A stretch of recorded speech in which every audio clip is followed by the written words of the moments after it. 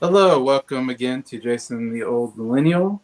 And again, we're coming back talking about the 1970s artists and bands that we are putting into our 1970s Music Hall of Fame. This is going to be our last video to cap off all 50 artists, and I'll read them off at the end maybe so everybody will know what 50 artists we put in there. So I'm now joined by Scott from Scrap Dog Records uh, and Sound Lab Studios. So how you doing, Scott? I'm doing good. Good, good, good. You ready to talk some 1970s? Yes. Your favorite era, I'm guessing. Oh yeah. Oh yeah. Yeah, so this should be good. By the way, we've already done 48, I think, or 40, 47. I don't know. I've got two to talk. Not 48, 30. Sorry, 30. I can't do math. Something like 38 or something that we talked about. I've got two to introduce, and then also Scott's got 10, so he'll be doing a lot of the introduction or introducing whatever bands and artists into the Hall of Fame. Again, we did 60s, now we're doing 70s, and this is just our own picks for what we think should be in the Hall of Fame of music. Some of our favorites. Obviously, 70s is really hard. There's so many artists that were probably left out, but hopefully we got a pretty good list together and we got people that should be in there that's not in the Rock and Roll Hall of Fame, which is really nice as well.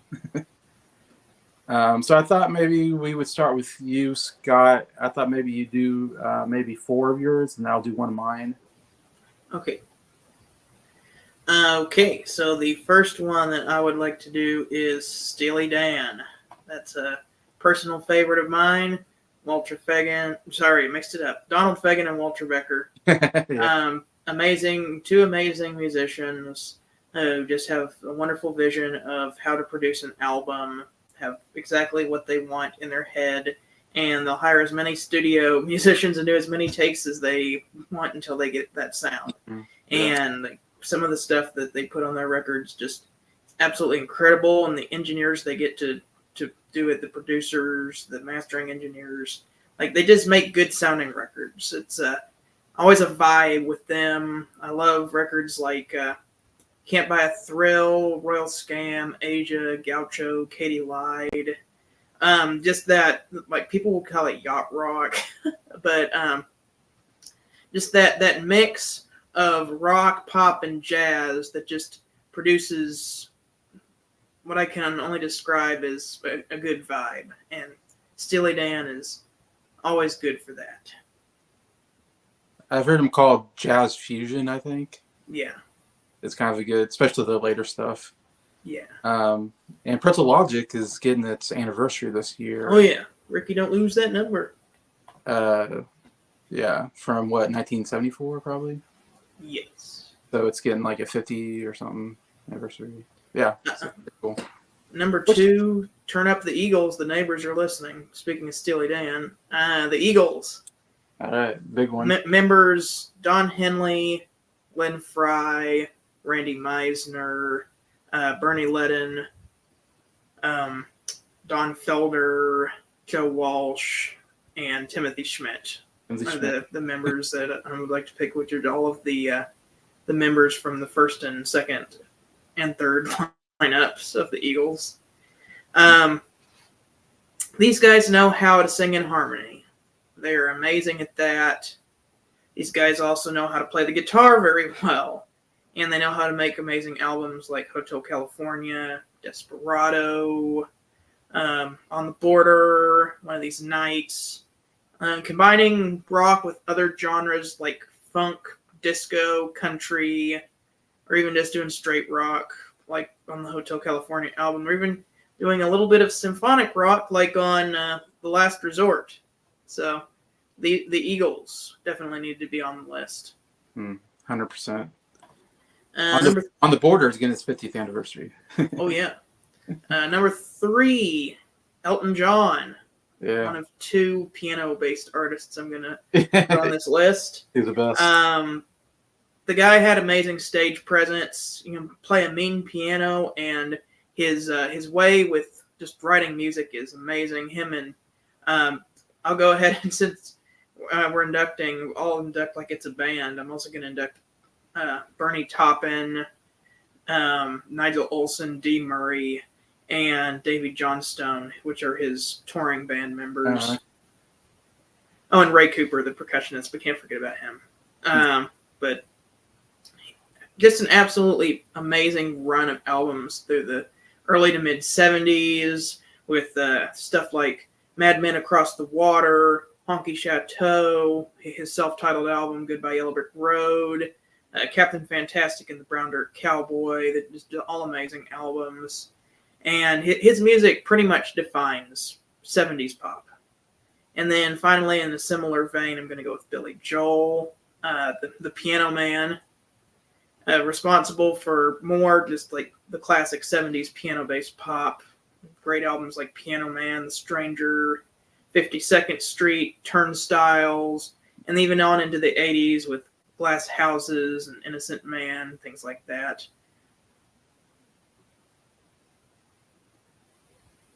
Yeah, another great piano singer songwriter. Yeah, somehow you got the two best ones out of there. Interesting enough.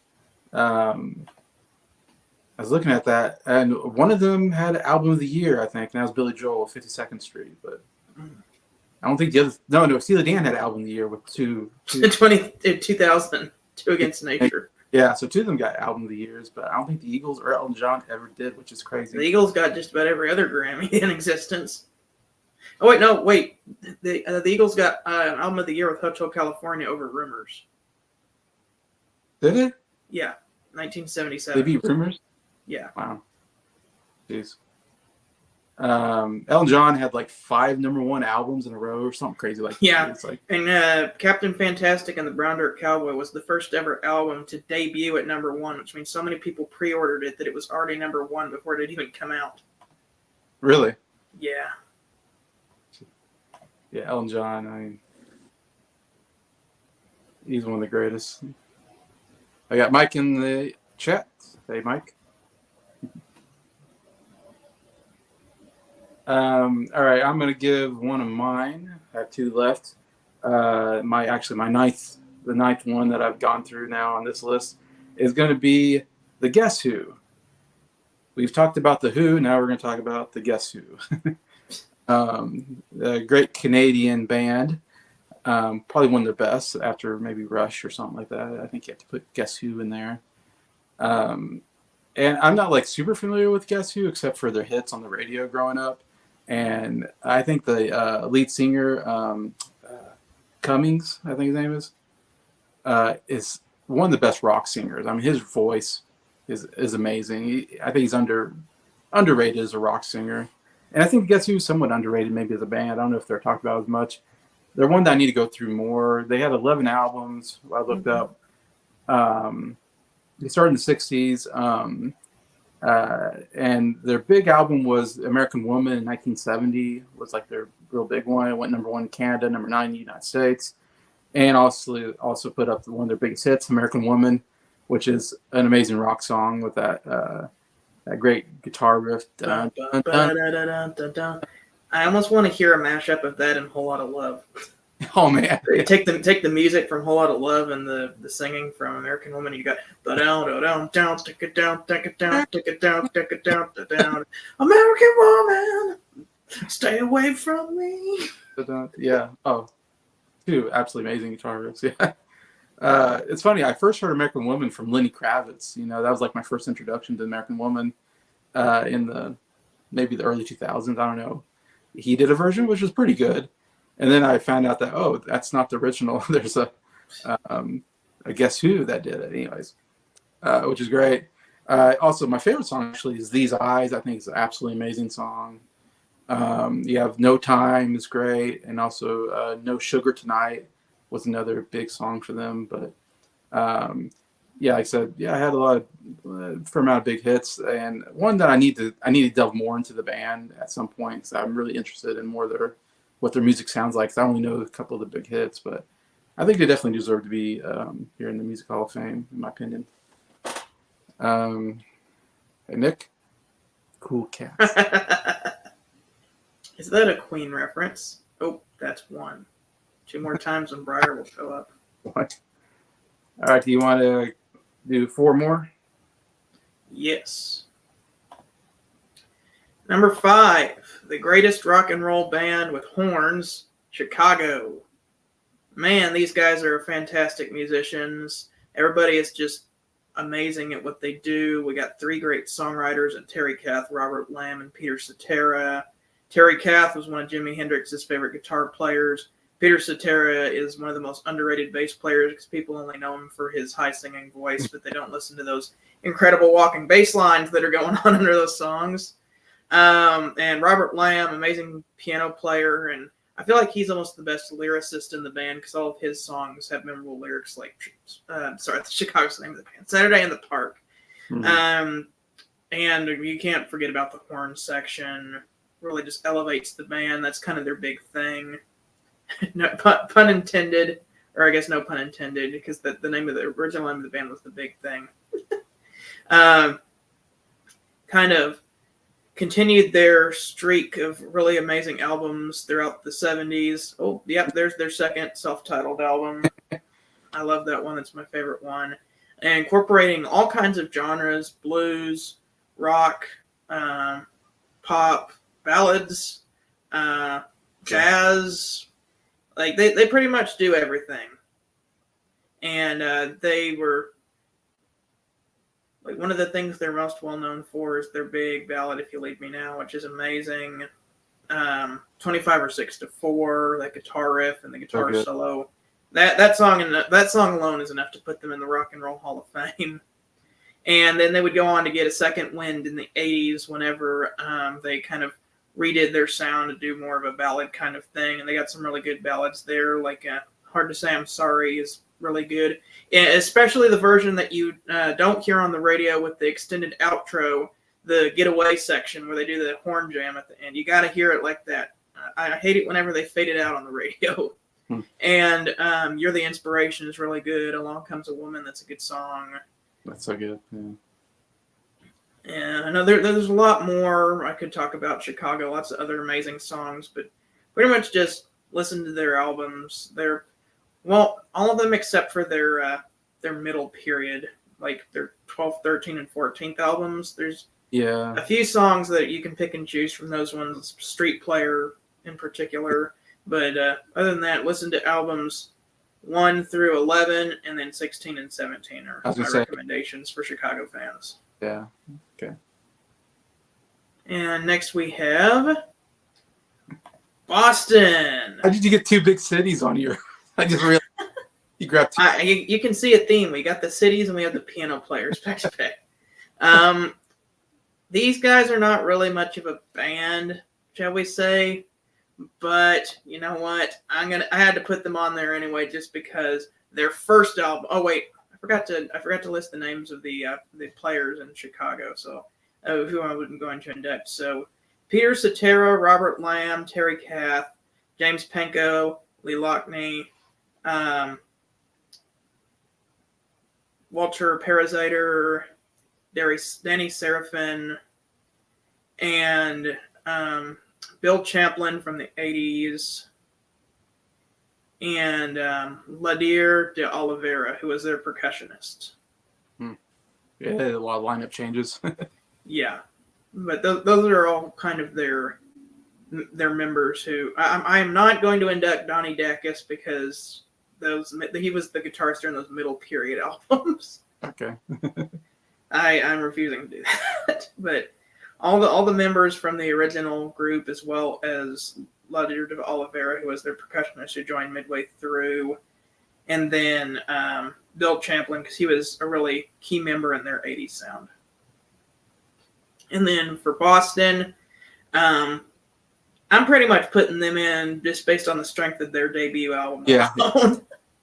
That's it. And Don't Look Back. Don't Look Back's a pretty solid album too, but it all comes down to pretty much Tom Schultz, who's a mastermind. He was classically trained in music, got a degree from MIT in music, was a engineer at Polaroid, which is funny considering that was his day job, and then when he got home, he would kind of use his smarts to tinker around and create new technology for recording music and making different funny sounds in his basement, like changing the sounds on his guitar, sound like spaceships and stuff. He had a real knack for just creating catchy songs with complex guitar harmonies, contrapuntal bass lines, epic organ solos, and when you combine that with the screeching vocals of Brad Delp, you've really got something amazing there. And the other members of the band, Sib Hashian, I'm going to induct him as well because he's the drummer. And even though they don't play on very many of the songs, I'm going to go ahead and put Barry Goodrow and Fran Sheehan in as well because they play on at least 1.5 songs on the first album and more on the second album, Don't Look Back. Next, we've got another band from Chicago. We got Styx. And this is a band that is never going to get into the real Rock and Roll Hall of Fame, which is a real shame because they define 70s music. Like, you can't go through the 70s or, like, just think of rock and roll. Styx is really one of the bands that just sticks out when I think, listen to 70s rock band. Styx is one of the first ones that comes into my brain. The kind of more classical theatrical leanings of Dennis DeYoung mixed with the more straightforward rock of Tommy Shaw, and then the more hard rock edge of James Young. We get the 3 songwriters in the band, and then there's the Pinoso brothers who play bass and drums. Just a very good rock band who could do anything from a power ballad like Babe all the way to whatever the heck Come Sail Away is. And even some wacky stuff like Mr. Roboto. Yeah. But they have that's kind of a silly song. They have more serious stuff. The Best of Times is an amazing ballad. Their Paradise Theater album is really good. Too Much Time on My Hands, that's a good song. Fooling Yourself, Angry Young Man, that's a really good Tommy Shaw song. Renegade Rocks, that song's epic. Basically, if you want to hear the classic Styx sound, my recommendation would be check out The Grand Illusion, Pieces of 8, and Paradise Theater. Because those 3 albums really just solidify the sound of Styx. And then next after that, we have Foreigner, which is another one of those classic rock bands. Now, they're actually up for induction into the Rock and Roll Hall of Fame this year, which I'm glad that they're finally on the ballot. I hope they get in, because if not, that's a real shame. Because Foreigner is responsible for creating some of the most classic rock songs of the 70s as well. You got Cold as Ice, which is amazing, Hot Blooded, Double Vision, and even going into stuff like in the 80s, like I Want to Know What Love Is, or Jukebox Hero, Urgent. Like, if you turn on the radio, it's gonna be pretty difficult to turn on the radio and not hear some Foreigner. The only members I know off the top of my head are Lou Gramm, the singer, and Mick Jones, the guitar player, as well as, oddly enough, Ian MacDonald from King Crimson was one of the founding members as well. I thought that was weird because they're a more experimental band, and Foreigner is a very straightforward band. I know there's other people in there too. There's the drummer and the bass player, and I think they had another guitar player. Whatever their names are, they're into. But Foreigner is just like the classic sound of the 70s, like late 70s album-oriented rock. They're like the textbook definition of that. And albums to check out by them are their first album, Double Vision, and 4. 4. Yeah, I say 4. I like. I've heard that one. All right. Now I got one more to talk about, and then Scott has 2 more, and that'll be kind of it up. Going through this pretty quickly, just with 2 of us. Just the 2 of us. We can work it out. Yeah. The last one, and now how this kind of goes is we take turns picking. The 5 of us take turns picking people. So once we get to our 10th pick, that's like we're trying to, that's whoever's left, And I had a couple choices, but I ended up going with Glenn Campbell for my 10th induction. The old rhinestone cowboy himself. Yeah, and I guess my feeling was I have so much respect for him as a musician. I think he's an underrated guitar player. He's amazing. Like if you look him up on YouTube and him playing stuff, he's like really he's like really quick picking, guy. And of course, he got started in the '60s as a session musician, part of what they call the Wrecking Crew, as what he's kind of real famous for. He also toured with the Beach Boys when Brian Wilson stopped touring. He took over the bass for like one of their tours or something, and so he got to play with the Beach Boys during that period. And then finally, they let him kind of do his own music, and yeah, he had a lot of big hits. And again, I'm not like super familiar. He's a little more country-ish than a lot of people I have on here. But I think a lot of his music works for country and for pop, or works for different genres. So I think he could be well listened by anybody that likes '70s music, I would say. Um, his big album was in the '60s. It's called something. Now I'm forgetting the name of it. I looked it up and now I forgot. Like On My Way to Phoenix or something like that, I think it was called. And it won Album of the Year, which to me it wasn't like that strong of an album, but the title song was a big hit. Some of my favorites are like it's funny. Some of them have a Texas kind of Texas tie-in, so it kind of ties in with your state, Scott. The Wichita Lineman is about Wichita Falls, Texas, which is one of my favorites of his. Really great song. It's funny. I was born in Wichita, Kansas, so Wichita Lineman. I always thought, Wichita, my hometown. But it's actually Texas, not Kansas. He's talking about. But that's a really great song. "Gentle on My Mind" is a really good song. That's another favorite. It's hard between those two are two really good songs. He also had, "Rhinestone Cowboy" was a big hit for him, and his last big hit was "Southern Nights," another pretty big. Guardians of the Galaxy too. Yeah. He also had "Galveston," which I believe is Galveston, Texas, and he's talking about in that song. So yeah, it's another Texas song. With that was a hit for him. But yeah, like I said, great musician, had quite a bit of hits there. He was a pretty big name. He also acted in some movies, like what's it called? He was in a John Wayne movie that was really big. What's it called? Now I'm forgetting. True Grit. He was in True. Oh yeah, that's a good movie. Yeah. Rooster Cogburn. Yeah, Rooster Cogburn. '69, I believe that came out. But anyways, and they did a documentary on him called. He died. I don't know, maybe 5 years ago or so. He had Alzheimer's, and they did a documentary called "I'll Be Me," which is a really good documentary. Kind of goes through his life, but also kind of talks a lot about him struggling with Alzheimer's. And it's funny, he was going through Alzheimer's, and they did like one last tour, and and he still had enough. It's funny, he can forget this and that, but he never forgot how to play the guitar. Like they'd go out there and he's like, what are we playing? And they'd say the name of the song and he'd go right into it. Like doesn't miss a beat, and it's like, oh man, that part of his brain just like never left. And which was kind of cool. But yeah, it kind of made me appreciate him more when I saw a documentary on him. It's like, wow, yeah, I think he deserves to be recognized here, in my opinion. So that's why I had to go for him. And I got Adam in the chat. All right, Scott, you got two more. All right, the next one that I'm going to do is a very underrated artist.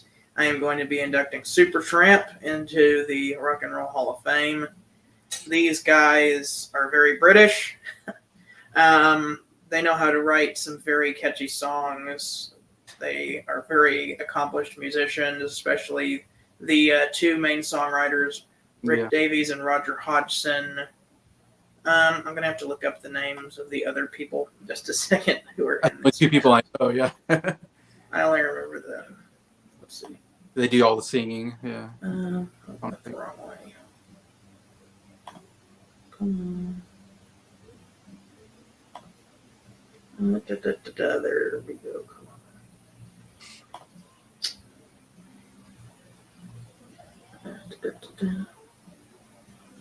Okay, Doogie Thompson on the bass, Bob C. Benberg on the drums.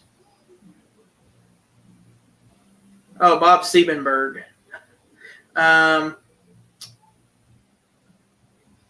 then Rick Davies, Roger Hodgson, and John A. Helliwell. Their what is it? Their brass player or flute player.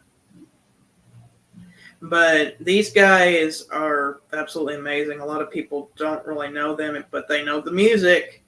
The album Breakfast in America is, in my opinion, one of the greatest albums of all time. But they have other absolutely amazing albums like Crime of the Century and Even in the Quietest Moments. Just some absolutely fantastic songs that they've written. Give a Little Bit is great.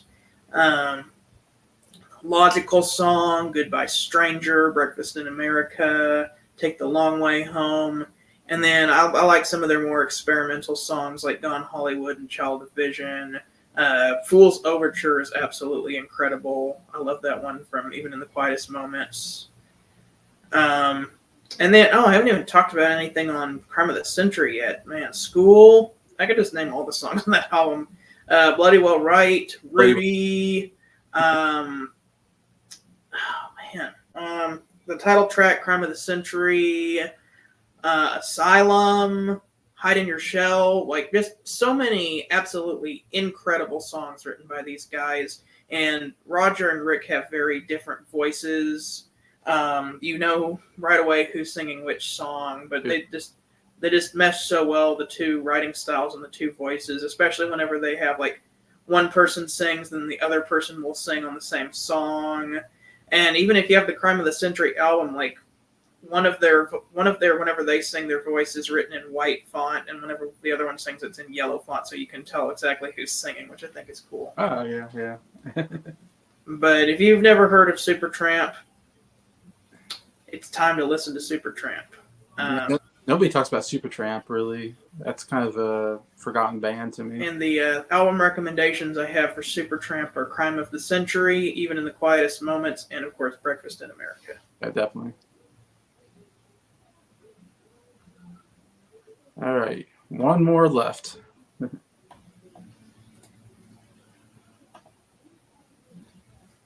All right. My final one that I'm going to be inducting today is the Doobie Brothers. And I know some of the Doobie Brothers, but once again, I'm going to have to look up the list of band members. Come on. Come on. Okay, here we go.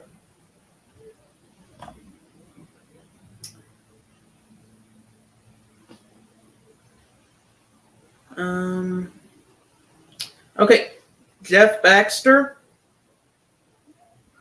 John Hartman, Keith Knudsen, Michael McDonald, Pat Simmons, Tyron Porter, and Tom Johnston.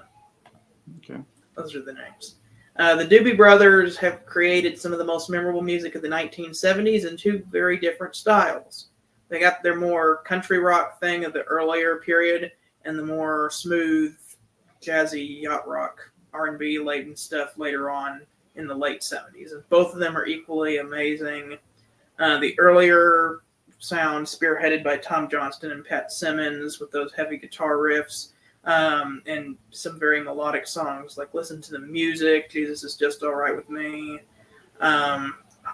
Rocking Down the Highway, China Grove, Long Train Running, basically anything on the Captain and Me. Black Water, that song's fantastic. Another Park, Another Sunday, and then the more smooth R&B stuff of the late 70s with stuff like Taking It to the Streets, It Keeps You Running, What a Fool Believes, Here to Love You, Minute by Minute, How Did the Fool Survive, just so many great songs these guys have written in either of their iterations, and they really just had to be on this list. Yeah, definitely. Definitely another band I need to venture into more. Um, yeah, so that's your 10. Oh, sorry, album recommendations. Oh, yeah, yeah. I'm going to give album recommendations for both eras of the band.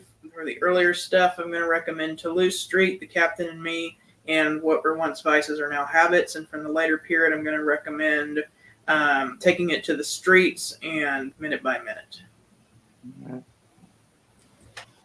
Good, very good. So yeah, I'm gonna go over our 50 picks so far.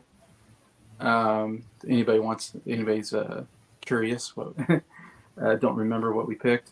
Starting with me, I inducted Paul McCartney, Crosby, Stills, Nash and Young, Jim Croce, Paul Simon, Carly Simon, James Taylor, Carole King, Harry Chapin, The Guess Who, and Glenn Campbell. Nick, who I did a video with, he inducted Rush, Derek and the Dominoes, Genesis, George Harrison, Poco, ABBA, 10cc, Graham Nash, Aerosmith, and John Entwistle. Adam, who was in the chat, Nick and Adam were in the chat a little bit, from What the Gym, he inducted Tom Petty, ELO, John Lennon, Neil Young, Bruce Springsteen, Ringo, Neil Diamond, Don McLean, Bill Withers, and Jackson Browne. Breyer from Breyer's Music Showcase. He inducted Queen, of course. Who saw that coming? Black Sabbath. Joni. Oh, no, that's 2. Yes. Yeah, he hasn't shown up, has he, in the chat? You gotta say it one more time and he'll show up. We'll save it, though. Yeah, David Bowie, Alice Cooper, Deep Purple, Judas Priest, Van Halen, Yes, and Kate Bush. And Scott, of course, just inducted Steely Dan, Eagles, Elton John, Billy Joel, Chicago, Boston, Styx, Foreigner, Supertramp, and the Doobie Brothers. So that's all 50. You're done with your Sabbath that? well, Bri hasn't shown up yet from we mentioned Queen. He will. Oh, that's 3 times. Where is he? Where is he? Now, obviously, there's probably some that we missed here. I was trying to think who we kind of didn't have here. I think the big one, maybe no one mentioned. Leonard. There he is. We did say Queen. Wow, every time. It's 3 times. Every time. It never misses. It's like a superhero kind of thing. No one mentioned Leonard Skinner, I think. It was a big one. Yes, sad. I would have wanted to put them on there. I didn't put them on there just because I'm not super familiar with their stuff, but they definitely probably belong on I'm probably the most familiar with Leonard Skinner to everybody. But you are, yeah. Like their first 2 albums are absolutely incredible, and Street Survivors is great. Songs like Freebird, Sweet Home Alabama. They got some like deep cuts that are good too. Battle of the Curtis Blow is great. Working for MCA. Don't Ask Me No Stupid Questions. Give Me 3 Steps. Give Me Back My Bullets. Simple Man. Yeah, lots of really great songs from Skinner. Definitely the big Southern rock band. Call Me the Breeze. The one I really I'm sorry I didn't get on there was Cat Stevens. I think on there. Oh, I forgot that smell. That smell has to be one of the. Ooh, that smell. Yeah, he was a great singer-songwriter that could have been on there. Another band that I had on my list that I didn't get on was America. I like a lot of their stuff. And I think I had Don Fogelberg maybe on my list that I didn't get on. He has a couple songs I really, really like. And I'm trying to think, I don't know, I might have had Bread on my list as well. I can't remember that. But those are bands I'm not real familiar with. That's why I didn't put them on my list, because like those are more artists that I'm just not super familiar with, so they didn't quite make on my list. I thought someone else would pick them, but nobody ended up picking them. But they didn't get on there. So that's a couple that I can think of. I don't know if you think of anybody else. I have some, but some of them are going to end up on the 80s list just because they made a few albums in the 70s, but had like more albums in the 80s that still made them like worthy of choosing on the list. So they'll still get in the Rock and Roll Hall of Fame. Yeah, I should say there are some that we'll be able to cover in the 80s that we didn't cover in the 70s. So hopefully we'll There's a particular band that lets the good times roll, and a Mhm. particular band that wants to give you a message in a bottle. That yeah. a particular band that doesn't stop believing. That I feel like would go good in the 80s. Yeah. A lot of good stuff there. Yeah. Tuesday's Gone's a great song. I like that song. Uh, Pronounced Leonard Skinner, I thought was a pretty good album. That's a great album. Yeah, that had that on there, I think. I'm stepping out for the 80s. I was going to say, yeah, I don't know who else is going to do the 80s. Nick doesn't want to get in there, I guess, so we might have to figure out a way to do the 80s. Who can participate in that one. Also, before we leave, I just wanted to mention that this is my 500th video that I've made for my YouTube. Really? Yeah, this is number 500. I'm on video number 500? What's that? I'm on video number 500? Yeah, you're on video 500. Wow. On the I'm the 500th customer. Yeah, I'm Jason the Old Millennial. So this is my third year on the channel. I started in 2021. And yeah, now I've gone through 500 videos on the channel. So, which I think is kind of cool. I got through that many now. And just want to thank everybody that has watched any of my videos, any 500. I want to say, like, the only people that probably started me at the beginning was probably my dad and my older sister Abby. I think were probably my two first subscribers. So maybe they've watched most of my. I don't know if they probably haven't watched all my videos either, but they're definitely there from the beginning. And like Rich Strickler, I think, was one of my early subscribers, maybe.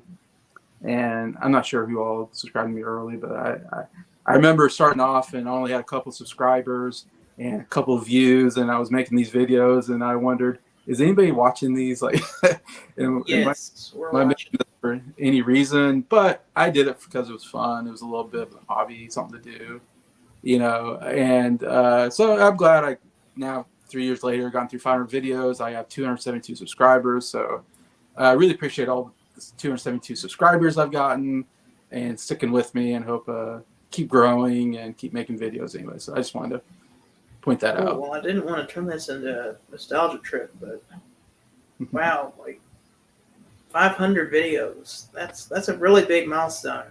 I remember I used to watch those reactions to the classics streams every Monday night, and every time like someone would pick a song and be like, "Oh, I know the song. I love this song."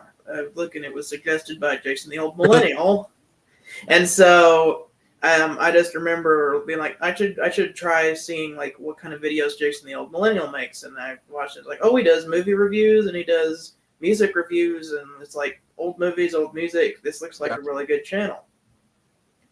And so I subscribed to Jason, started commenting on his videos, and then before you know it, we're doing a collaboration talking about the soundtrack of your life, which Jacob Martin made a contest out of that video, which I think this is the first video that's like just us, like that's been since that video. Yeah, I think it has, yeah.